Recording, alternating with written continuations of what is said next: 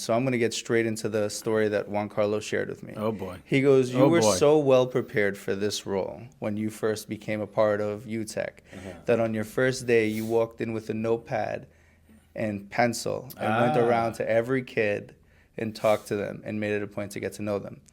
Did you plan that? Like, how did you know that that was what you needed? Like, how did that come together for you? I appreciate Juan Carlos doing interview number one with you. That was great. So, and I appreciate the introduction. But hey, great to be here.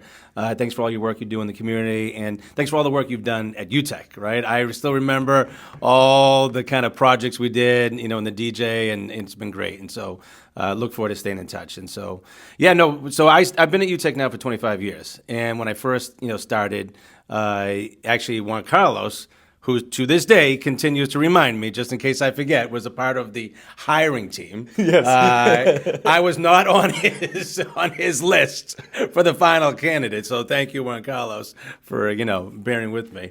But yeah, when I was lucked out, and it's my dream job, right? 25 years ago, I was able to get interviewed by a group of young adults, Juan Carlos, Rachel Chandler, Peter Lovis. These are individuals still engaged in UTEC. We're doing the work for years before that, along with Kathy Muldoon and Steve Perlswig, who are part of the Neighborhood Association. And they worked with a group of young adults, right? About 15, 20 young adults. To this day, I'm still in touch with a bunch of them. One of them, Marty Vasquez, Marty, what's up, is on our board alongside Juan Carlos. And, I was very fortunate to be able to kind of, gain the trust initially of that team. And, when I walked into UTEC, I was still learning on day one. I had done some youth work, in East Boston and Revere. I did my graduate work in Michigan. But when I came in, I think the biggest thing is I just wanted to make sure, I was learning and hearing from our young adults. So yeah, at that time, this dates back way before Facebook.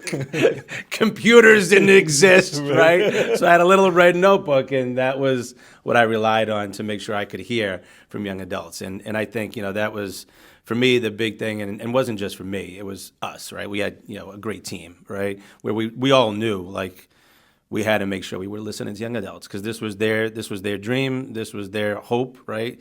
And to kind of be able to kind of get all their ideas, and then over the years chip away at them. And so that was the approach back then. So that was Juan Carlos' story.